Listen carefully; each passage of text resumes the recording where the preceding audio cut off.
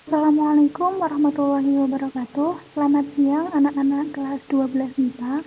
Di mata pelajaran Matematika Peminatan ini, kita akan mempelajari tentang turunan fungsi trigonometri. Untuk hari ini, kita akan fokus untuk menentukan turunan pertama dari fungsi trigonometri menggunakan sifat-sifat turunan fungsi trigonometri.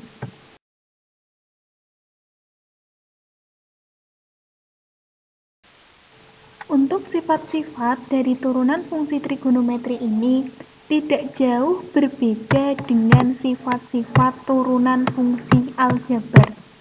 Nah, misal ada fx sama dengan u dipangkatkan n, maka turunannya n kali u pangkat n min 1 dikalikan u aksen. Nanti akan lebih jelas jika kita sudah masuk ke contoh soal. Kita tahu dulu sifat-sifatnya bagaimana.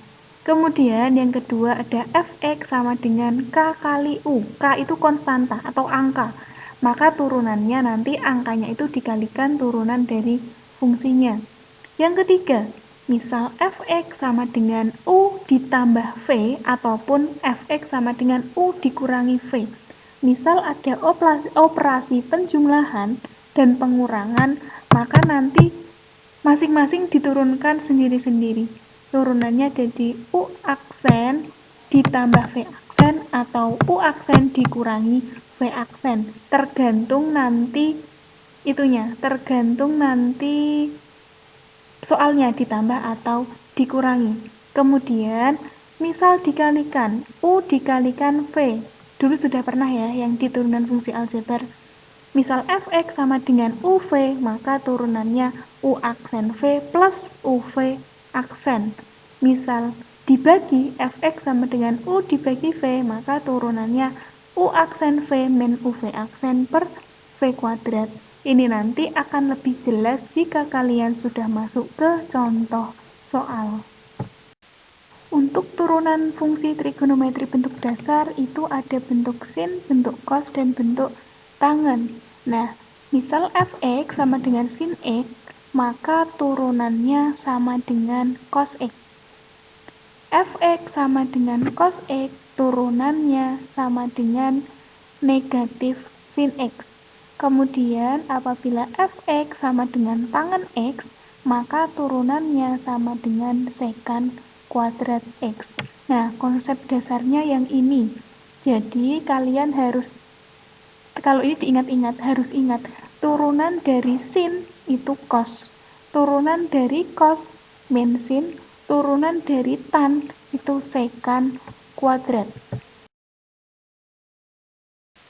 Untuk contoh yang pertama, tentukan turunan pertama dari fx sama dengan sin 3x. Nah, tadi sudah diketahui di awal bahwa turunan dari sin itu adalah cos. Maka turunan dari sin 3x sama dengan cos 3x. Tetapi perlu diingat, itu kan karena ada 3x-nya. Sin 3x, maka selain sin 3x yang diturunkan, 3x juga harus diturunkan.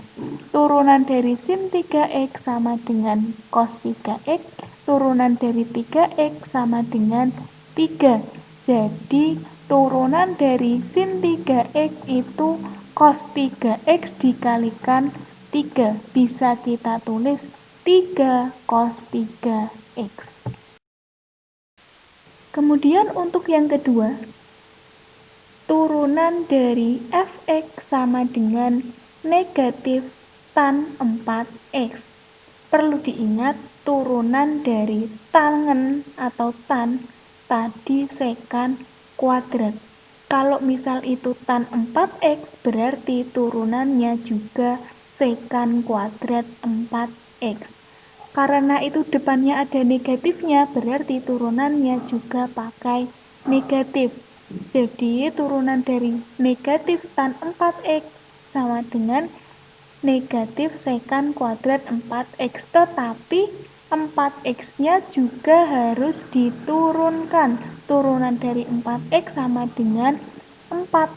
Maka turunan dari negatif tan 4x sama dengan negatif sekan kuadrat 4x dikalikan 4, atau bisa ditulis negatif 4 sekan kuadrat 4x.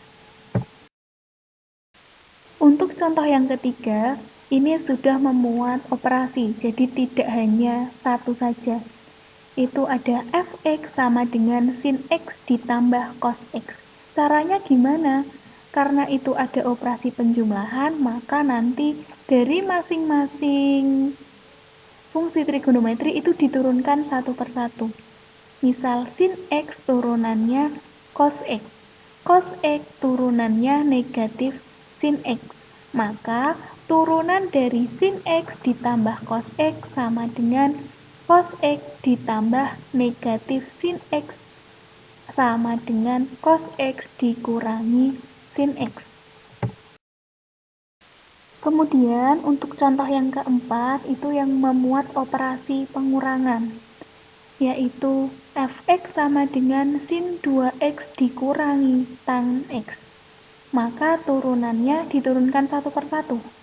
Sin 2x, sin turunannya cos, berarti sin 2x turunannya cos 2x dikalikan 2. Ingat, 2x-nya juga harus diturunkan.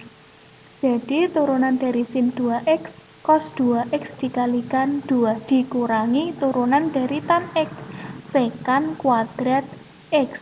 Maka bisa ditulis turunan dari sin 2x dikurangi tan x 2 cos 2x dikurangi sekan kuadrat x.